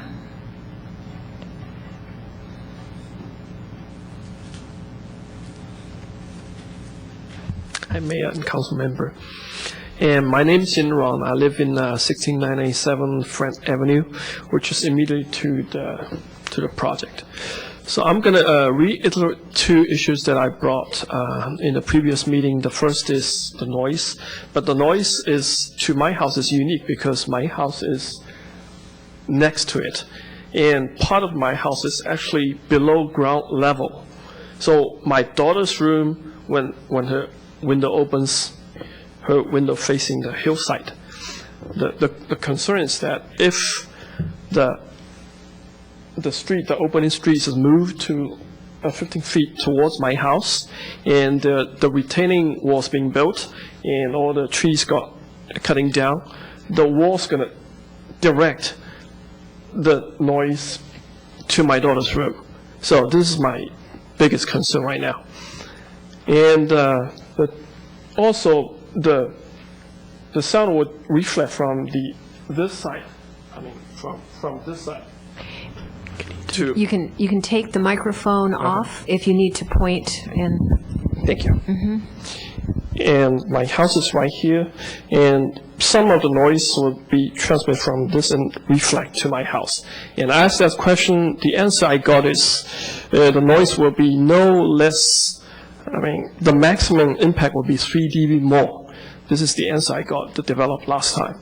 But I would like to have a simulation or a solid answer. This is just I think it's a guess. So I just want to be more clear on this one. And so this is my first concern. This is the noise problem. The second is all the trees here being cutting down, the soil problem. And I think Mrs. Green already talked about that. So this is all I have to say tonight. Thank you. Thank you. Pause for a moment to see if any questions of council. And there are none. Thank you. Lee Quintana, this is the last card I have, so if there's anyone else who'd like to speak on this, if you could turn a card in.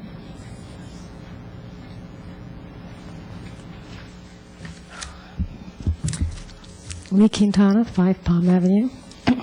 Thank you.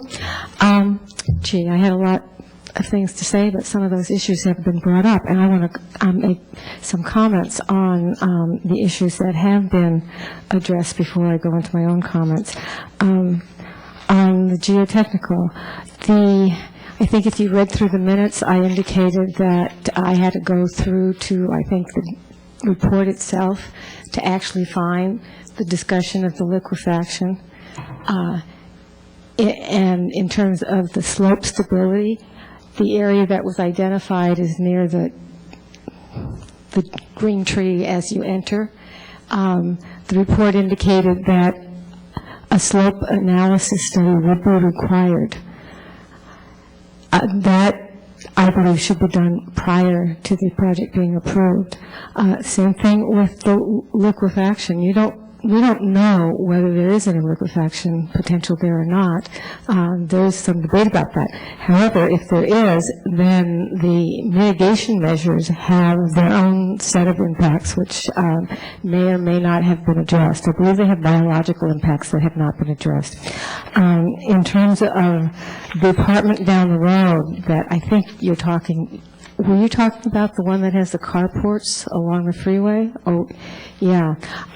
It's at a much lower elevation, so the noise, if it bounces over the wall, goes above it. And, yeah, it's a lot quieter, but this is at a higher elevation, which is the other thing I wanted to say is that the noise does, part of the noise is deflected back from the sound wall, but part of it goes up and rises above and increases the noise levels above, and has the potential of then bouncing back off the high retaining walls of the driveway back into the houses. And that hasn't been addressed in the study. I mean, there was an off-the-cuff number being given, but it wasn't. My own personal experience in working for San Jose was being curious about just exactly what these sound walls really accomplish. And on one project that had a 14-foot sound wall that was supposedly mitigating the noise impacts on the exterior, I went out after it was built. It was incredibly noisy behind that 14-foot wall. You could not talk to somebody standing next to you. And inside the house, it also wasn't very quiet. So what I would like to suggest is that there are other ways to do projects that use the buildings, the site plan, the type of building that might be able to address this noise problem a little bit better. Noise is cumulative, so if you're not, even if you're not out there 24 hours a day, you're going to be cumulatively impacting your health. And I just really need to say one thing. What I would like to propose and what I was trying to get across when I spoke before the commission is that if you can't attenuate the outside noise, at least do it on the inside. Thank you. We already meet the standards, but bring the inside noise down as a condition to 40 so that people can have some sleep. Wait just a moment and see if there's any questions of council. No, so you crammed it all in? Okay. All right, I have no other cards, so seeing none, Mr. Griffin, do you want to come back up? And you have up to 5 minutes to answer questions and concerns. Thank you. Noise is a line of sight issue. Mr. Patel's property is at least 60 feet above the freeway, and as long as you can see the tires on the vehicles, you're going to get the noise. And I had the privilege of being in that backyard with the prior owner before Mr. Patel moved there, and I think it's noisier in his backyard than it is on the site itself, and I've been on both. I would also like to say that landscaping is ineffective with regard to noise attenuation. It's a psychological barrier because you can't see it, but it really does no good. What you need is 7 pounds per square foot a wall surface to reflect any and absorb any noise that's coming off of a freeway with the sound that's happening at that point. So this wall is greater than 7 pounds per square foot. It will diminish the noise immediately on the site. It will have no effect on the site above, in the sense that, as our sound engineer said, that might be 3 dB increase that might be reflected off the top of the wall, but 3 dB is imperceptible to our human ear. You can't really hear the difference. I'd like to say that with regard to the environmental review as it pertaining to the liquefaction and the geological on the site, that the original report that was prepared by geoforensics, and that was done prior to the law changing to require certain items to be reviewed prior to the environmental review being completed. And at the request of GeoMax, which is the consultant for the town of Los Gatos, they did a peer review. That peer review result recommended that we study more for the liquefaction. A very strong report was written for that with solution to it. In the time period October, November, December of 2008 is when that report was prepared. It was submitted, and it was part of the environmental review process that we went through. The suggestion is for ground grouting, which is the insertion of concrete at deep levels in the soil to hold back the liquefaction potential at that point. And when the final report was submitted to Geomatrix for their review of the final recommendations, they had indicated that it may not be required after all, but that the solution was satisfactory to them. They did 10 borings on the site when we did the soils report. 2 of those borings were in the neighborhood of the roadway. The roadway and the retaining wall. The retaining wall does not begin until this point right here. There is no retaining wall in this portion. There's very little grading that takes place in the initial part. We are conforming to grade at that point, and then we start with retaining wall, and we start to decline down the hillside there. At this particular time, and over the past few years, there have actually been a number of trees that have actually expired and they've fallen over.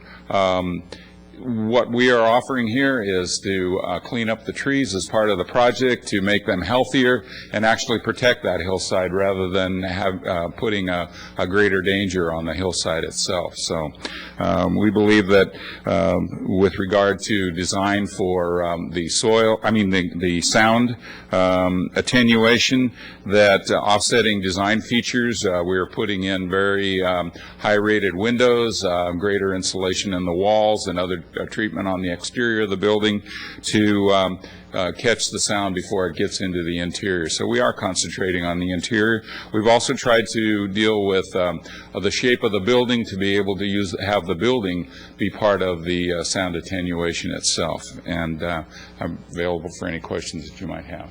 Thank you, Mr. Griffin. Council questions? Mr. Wasserman. Thank you, Madam Mayor. Mr. Griffin, a couple of comments have been made regarding the northernmost end of the property with the line that's perpendicular to the freeway and the removal of trees from that area, and I don't quite follow that. Okay, I believe you're reviewing this area here? Yes. We are not removing any trees along this side. We originally had our roadway coming straight out at this point, and this oak tree here was being saved as well. Yes. At the request of the neighbor across the street who was concerned about headlights, we did, and with the Planning Commission's request, we straightened this roadway out, and the oak tree at this point will be removed according to Planning Commission's recommendations. But there are no trees that are being removed on the hillside or in that area at all. So when I heard a few speakers earlier making reference to trees, it seemed to me trees being removed west of that existing oak at the entrance. Is that a little laser? Yes. Thank you. That right there? No, if you... That's stained? These trees are being removed right here. Is that tree stained, Mr. Griffin? Yes, it is. Thank you. And are there any trees here being removed? No. Thank you. Other questions? None. Thank you, Mr. Griffin. Thank you. Go ahead and close the public hearing and open it up for council. Mr. Martello.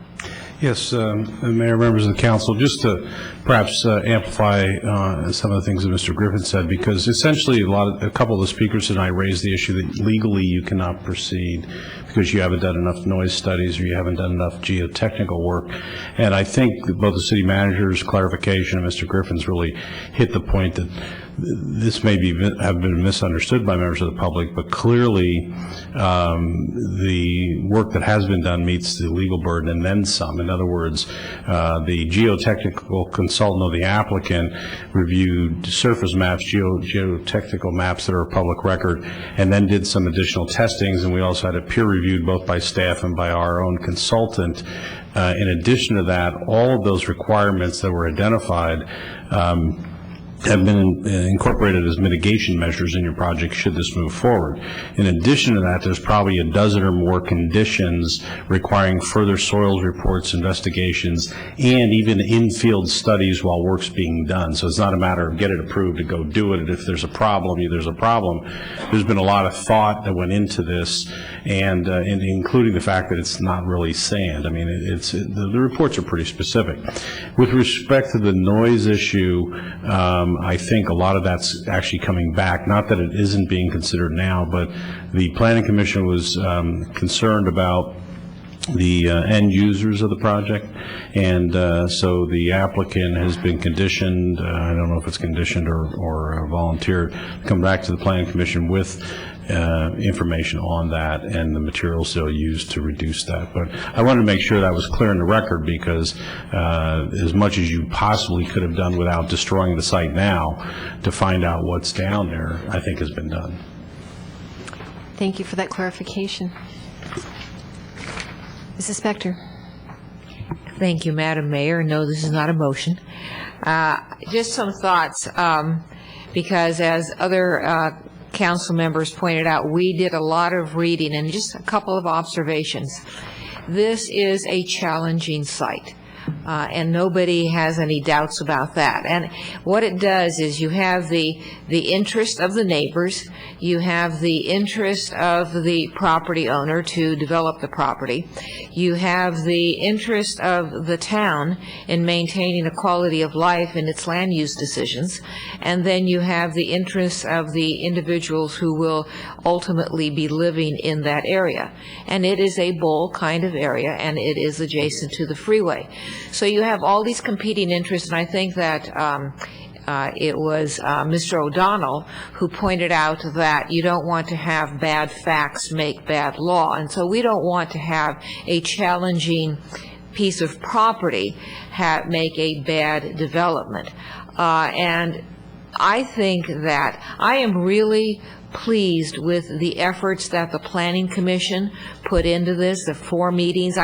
As I read the first packet from September 23rd, I was reflecting on what I thought the issues were, and the Planning Commission, and aided by the developer and the audience, came up with traffic calming and BMP and varied architecture and a photo simulation of the sound wall and the oak tree, and those were the issues that I thought were significant. And over 4 meetings, the Planning Commission, the residents, the property owner worked together and compromised and moved forward to create a project that I think is as good as this property can have. I commend the Planning Commission, I commend the residents, and I commend the property owner for the work they did in a difficult situation. Thank you. Vice Mayor Brzezinski. Thank you, Madam Mayor. I would like to affirm what Councilwoman Spector just said. I think this has been a really good example of the process working to a better conclusion than was presented at the front. And there were notably, I think, a great deal of cooperation by the applicant to benefit from the insight and the expectations of the planning commissioners, and under them the guidance of the staff. This difficult site, I think, is poised to actually have an appropriate, although difficult, residential project come into being. It is difficult, obviously, because of the fact that it is in the bowl and it is next to Highway 17, but I think we also have to be aware that there are some things that people have a choice to do, and one is to determine this is where I want to live. And with that in mind, no one will be forced to be in this environment when it finally goes on market. And in addition, I think that and the alternatives are few and far between. I can't imagine a park there, given all the concerns about noise impacts, if there were no buffers that will occur when you put the project together. And I do appreciate Mr. Griffin's responses to the issue of the direction of travel of noise.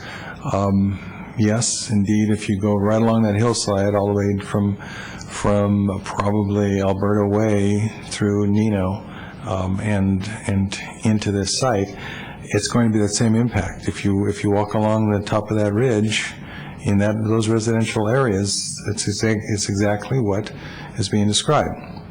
It's problematic, and I think again the fact is that people make choices to build in this community and in certain circumstances in areas that do have some impacts.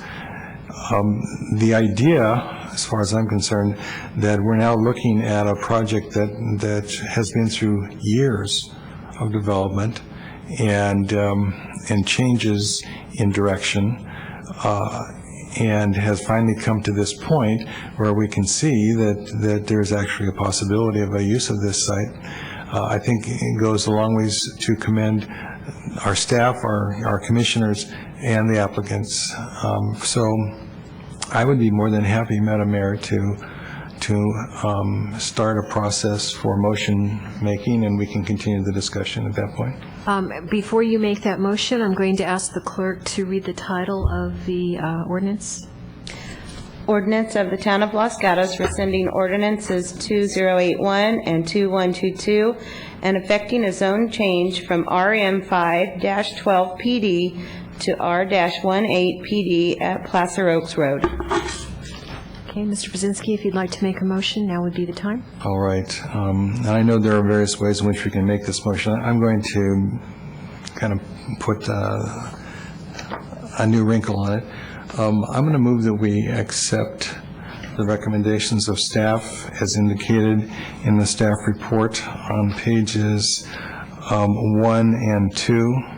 All of the documents that validate this are contained in the report itself, and to make the motion, I would reference then to those documents, attachment 2 for the findings and recommendations of the Planning Commission, exhibit 5 of attachment A for the mitigated negative deck,